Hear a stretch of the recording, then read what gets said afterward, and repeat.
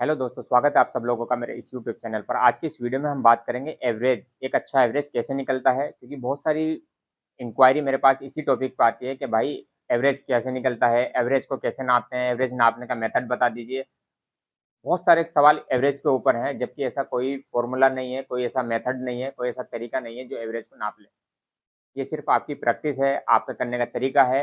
उन्हीं तरीके में मैंने कुछ पॉइंट्स ऐड करे हैं, जिन पॉइंट्स पे आप ध्यान देंगे तो ध्यान देने के बाद आपको पता चलेगा कि वाकई में आपसे मिस्टेक हो रहा था, और ये मिस्टेक आप दूर करेंगे तो आपका एवरेज अच्छा हो जाएगा। और मैं तो यहाँ तक कहूँगा कि कुछ पैसा आपको एट ए टाइम ही कटिंग पे बच जाएगा।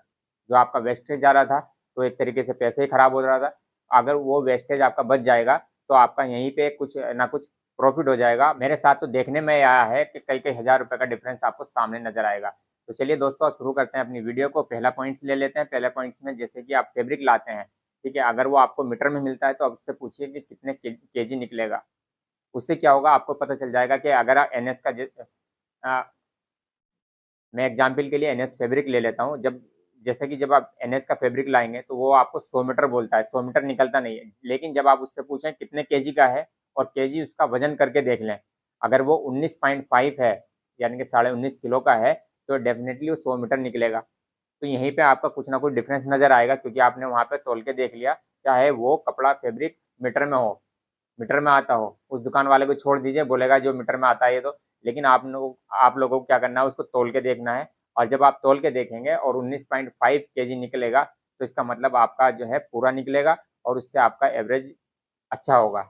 यानी कि आप समझ सकते हैं 4-5 किलो जो आप चार यानी कि आप समझ सकते हैं जो 4-5 मीटर आपका वेस्टेज हो जाता था, जो सामने वाला चुरा लेता था, वो चोरी नहीं करेगा, और आपका पूरा पूरा फैब्रिक आपके पास आएगा, आपका एवरेज अच्छा होगा।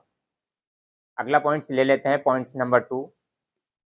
जब भी आप कटिंग करें तो कटिंग से पहले फैब्रिक को आप यहाँ पर टेबल पे बिछा लें, उसको अपना ट्रेस कर लें, अपने जो पैटर्न वगैरह उस पर लगा के देख लें, और उसके हिसाब से पैटर्न कहाँ पे रखना है, एक्सेल कहाँ पे रखना है, डबल एक्सेल कहाँ पे रखना है, पॉकेट कहाँ पे रखना है।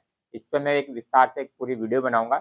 लेकिन फिलहाल आप देख लीजिए कि उसको फैब्रिक को बिछा लीजिए और उसके ऊपर उसको पूरा ट्रेस कर लीजिए।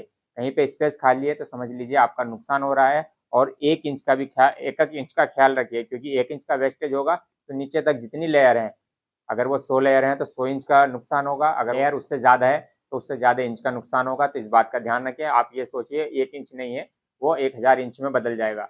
बढ़ते हैं अपने पॉइंट नंबर 3 की तरफ। जब भी आप कटिंग करें तो उससे पहले मार्केट में आता है रंधा, रंधा बिछा लीजिए। रंधा बिछाने से क्या होगा, जो नीचे का फैब्रिक चलता है, जो मशीन के साथ अड़ जाता था, ठीक है, वो आपके साथ नहीं अड़ेगा। मशीन आपकी तेज चलेगी, एक्यूरेसी के साथ चलेगी। जो नीचे के पल्ले खराब हो जाते थे, या कह लीजिए गलत तरीके से कट जाते थे, वो कटेंगे नहीं। तो आपका एवरेज में कहीं ना कहीं फायदा आएगा। क्योंकि ये छोटी छोटी चीज़ें हैं, लेकिन बहुत फ़र्क डालती है। आपकी स्पीड भी अच्छे कर देगी रंध डालने से, और आपका जो टाइम है, जहाँ पे आपको कटिंग करने में 3 घंटे लगते थे, वो 1.5-2 घंटे में काम हो जाएगा। तो आपका टाइम भी बचाएगा, और नीचे के जो पल्ले हैं एक्यूरेसी के साथ होंगे। एक्यूरेसी के साथ कटेंगे तो आपका जो है पीस जो है वो अच्छा बनेगा, परफेक्ट रहेगा, और इसकी आपको अच्छी कीमत मिलेगी। और कुछ पल्ले जो डैमेज हो जाते हैं वो बच जाएंगे।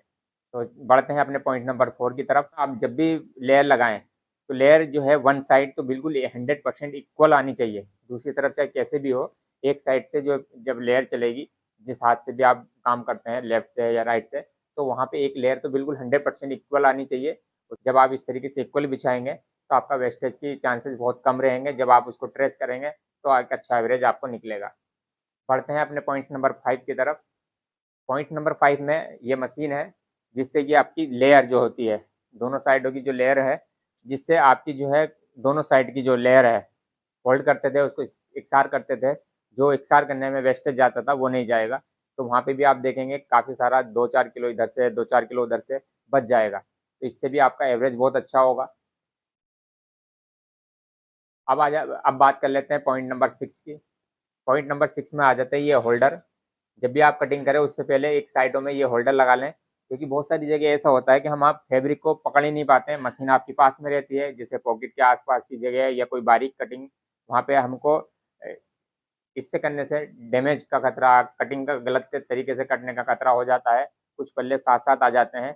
आप ये लगाएंगे तो कहीं भी नहीं जाएगा, एक पीस भी कहीं नहीं जाएगा, ठीक है। इससे भी आपका एवरेज अच्छा होगा। मैं ये कह रहा हूँ कि छोटे छोटे पॉइंट्स आप मिलाएंगे ना तो आपको डेफिनेटली फ़ायदा नज़र आएगा। ठीक है, अब बढ़ते हैं पॉइंट नंबर 7 की तरफ। 7वें नंबर पर आता है आपका पैटर्न।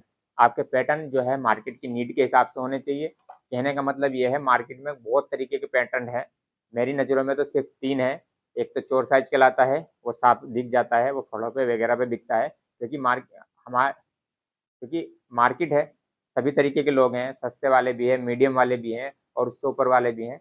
तो ये जो है फलों पे 150 रुपये 200 रुपये के हिसाब से बिकता है। उसके बाद आता है नॉर्मल पैटर्न, जो हम लोग यूज करते हैं, जो किसी भी दुकान के लिए ज़रूरी होता है, किसी भी शोरूम के लिए ज़रूरी होता है। उसमें क्या है, एवरेज वगैरह सब कुछ मैटर करता है, एवरेज भी रहता है, साइज भी अच्छा होता है और हम तुम उसको यूज करते हैं। उसके बाद आ जाता है कंपनी का पैटर्न। तो कंपनी के पैटर्न में क्या होता है, कुछ ज़्यादा ही वो चौड़ा रखते हैं।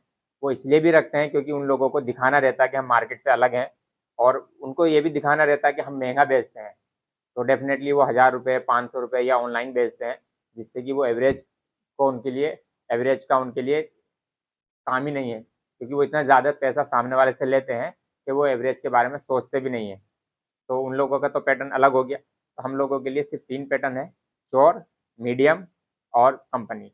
हम लोग जो है मीडियम चलाते हैं, अच्छे शोरूम पे भी हमारा माल जाता है, तो वो भी लोग मीडियम ही लेना पसंद करते हैं। तो मैं यही बोलूँगा कि आपके जो पैटर्न है मीडियम होने चाहिए, और साथ साथ मार्केट के नीड के हिसाब से, जो मार्केट में चल रहा है उस हिसाब से होने चाहिए। अब बढ़ते हैं पॉइंट नंबर अपने 8 की तरफ।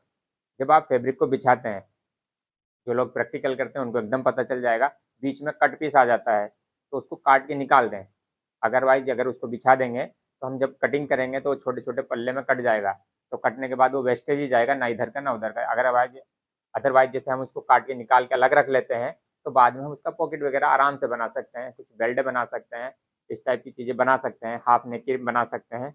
लेकिन अगर उसको साथ में लगा देते हैं तो वो छोटे छोटे पीस में कट जाता है, इससे भी आपका नुकसान होता है। अगर 2 पल्ले भी आप बचा के लेकर जाते हैं, इस तरीके से अगर 2 पल्ले भी आप निकाल लेते हैं, जिनको बाद में पॉकेट वगैरह कुछ बनाते हैं, तो आपका पॉकेट, एक पॉकेट 5 रुपये का होता है, तो कम से कम 20-50 पॉकेट उससे निकल सकते हैं। मेरी नज़रों में पॉकेट 5 से भी ज़्यादा ऊपर का जाता है, तो वो कपड़ा आपका कहीं ना कहीं वर्क कर लेगा, काम आ जाएगा। ठीक है, तो ये छोटी सी चीज़ें हैं, फ़र्क डालेगी। पॉइंट नंबर 9 में आपका कटिंग मास्टर परफेक्ट होना चाहिए, थोड़ा एक्सपीरियंस वाला होना चाहिए, जिससे कि आपकी वो छोटी मोटी चीज़ों को सीरियसली ले। वो 1 इंच का फ़र्क समझे कि 1 इंच नहीं है, क्योंकि ये 1000 पल्ले हैं तो 1000 इंच में हो गया। वो 1 इंच इधर का भी उधर का भी सब चीज़ों का ख्याल रखे, और जो इस तरीके से ख्याल रखेगा तो आपका एवरेज बहुत अच्छा होगा। इससे रिलेटेड मैं पूरी एक सीरीज़ बनाने वाला हूँ, जिसमें आपको 1 बाय 1 सारी चीज़ें कवर कर लेंगे। तो उम्मीद करता हूँ ये वीडियो आपके लिए फ़ायदेमंद रही होगी। ऐसी इन्फॉर्मेशन वीडियो के लिए जुड़े रहे मेरे चैनल के साथ साथ। Thank you so much.